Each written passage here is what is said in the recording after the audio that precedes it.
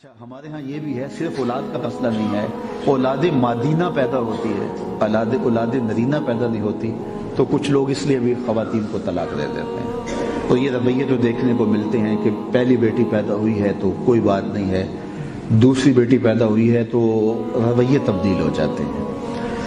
اور میں سمجھتا ہوں کہ اس شخص سے بڑا بدبخت کون ہے جو اللہ کی تقسیم پہ راضی نہیں۔ اس میں ایک ذرے کے برابر بھی اس خاتون کا قصور نہیں ہے، وہ منہ موڑ لیا اور جو ہے وہ طبیعت کے اندر تکدر پیدا ہو گیا۔ اور مجھے بتائیے، زچہ اور بچہ کے لیے جو ولادت کے لمحے ہیں موت و حیات کے لمحے ہوتے ہیں، اور اس کے بعد جو خاندان کی طرف سے اس کو محبت ملتی ہے وہ خاتون کے دکھ کو مٹا دیتی ہے، اس تکلیف کو، جو درد کو، احساس اس کو جو ہوا ہوتا ہے، وہ زندگی موت کے شکنجے سے وہ نکل کے آتی ہوتی ہے۔ تو اب اس کے بعد جو رویے خاندان کے ہوں گے کہ اور قصور کیا ہے اس کا؟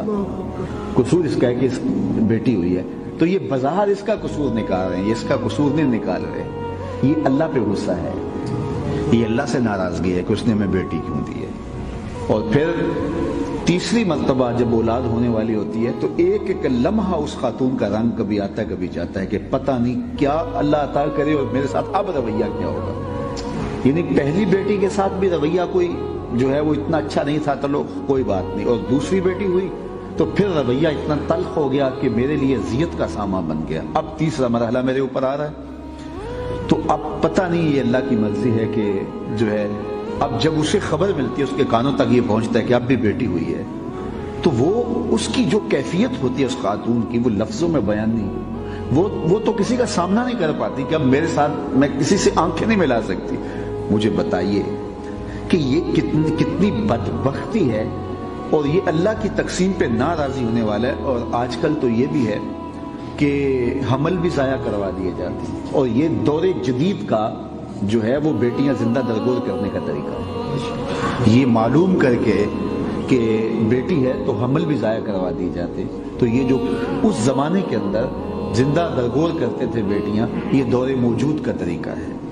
تو اللہ جس کو چاہے بیٹی عطا کرے، جس کو چاہے بیٹا عطا کرے۔ جب حضرت حنا نے منت مانی تھی کہ اللہ مجھے تو بیٹا عطا کر، اولاد دے، میں تیرے گھر کے لیے وقف کروں گی، اور جب مرحلہ ولادت کا آیا تو بیٹی پیدا ہوئی، تو جب بیٹی پیدا ہوئی تو اس کا نام مریم رکھا گیا۔ تو حضرت مریم کی ولادت پر حضرت حنا اس لیے پریشان ہوئی، بیٹی کی وجہ سے نہیں، کہ میں نے منت مانی ہے کہ بیت المقدس میں بطور مجاور اس کو رکھنا ہے، اور یہ بیٹی وہاں کیسے ہوگی؟ تو جب پریشان ہوئی تو آواز آئی، اے حنا پریشان ہونے کی ضرورت نہیں، ہم نے جیسی تجھے بیٹی دی ہے ایسے بیٹے بھی نہیں ہوتے، کبھی بیٹی جو ہے وہ بیٹوں سے بہتر قرار پاتی۔ وہ حضرت موسیٰ و خضر کا واقعہ آپ نے پڑھا قرآن مجید کے دامن میں، اور جب وہ کشتی پہ گئے تو کشتی کو توڑ دیا، پھر آگے ایک بچہ کھیل رہا تھا تو اس بچے کو قتل کر دیا۔ تو حضرت موسیٰ سے نہ رہا کہ حضرت خضر سے کہا کہ اس بچے کا قصور کیا تھا کہ آپ نے اس کو قتل کر دیا؟ کہ یہ بچہ، اس کے والدین نیک ہیں، لیکن یہ بڑا ہو کے سرکش ہوگا، کفر و طغیان میں مبتلا ہوگا، جس کے اثرات والدین تک پہنچیں گے، تو میں نے اس کو قتل کر دیا۔ اللہ تعالیٰ اس سے بہتر ان کو عطا کر دے گا، ان کے والدین کو۔ اور علماء تفسیر نے لکھا ہے، قاضی ثناء اللہ پانی پتی نے تفسیر مظہری میں، باقی لوگوں نے، اللہ تعالیٰ نے اس بیٹے کی جگہ اس کے والدین کو بیٹی عطا کی جس کی نسل سے 70 نبی ہوئے۔ تو وہ جو بیٹی عطا ہوئی اللہ نے اس کو کتنی برکتوں سے مان، اور وہ بیٹا اگر زندہ رہتا تو حضرت خضر بتا رہے، قرآن نے یہ واقعہ بیان کیا ہے کہ وہ کفر اور طغیان اور سرکشی میں مبتلا ہوتا اور ماں باپ پر اس کا اثر پہنچتا۔ تو بعض اوقات بیٹیاں کسی برکت کا ذریعہ بن جاتی ہیں۔ تو یہ اللہ کو پتا ہے کس کو بیٹا دینا ہے، تو اولاد مادینہ نصیب ہو یا اولاد نرینہ نصیب ہو۔ تو اس وجہ سے طلاق دینا کہ بیٹیاں ہوئی ہیں لہذا ہم طلاق دے رہے ہیں، اور ایسے واقعات روپذیر ہوتے ہیں، اور یا اولاد نہیں ہو رہی ہے تو طلاق دیتے ہیں۔ تو یہ اللہ تعالیٰ پر اعتراض ہے، یہ کسی کا مسئلہ نہیں۔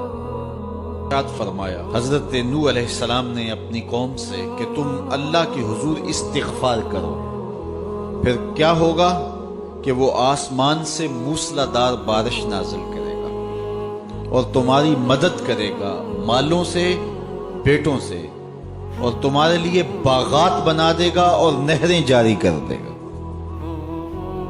تو یہ ساری چیزیں استغفار سے نصیب ہوتی ہیں۔ مال بھی ملتا ہے، بیٹے بھی ملتے ہیں، بارشیں بھی بر وقت برستی ہیں، اور نہریں بھی جاری ہوتی ہیں، اور اموال کی کثرت بھی نصیب ہوتی ہے۔ تو کثرت کے ساتھ استغفار پڑھیے، اس کا لازمی نتیجہ یہ ہوگا کہ اللہ تعالیٰ مال کی کثرت فرما دے گا، اور مال وہ دے گا جو کثیر بھی ہوگا، حلال بھی ہوگا، طیب بھی ہوگا، اور پاکیزہ بھی ہوگا، اور فراواں بھی ہوگا، اور مبارک بھی ہوگا۔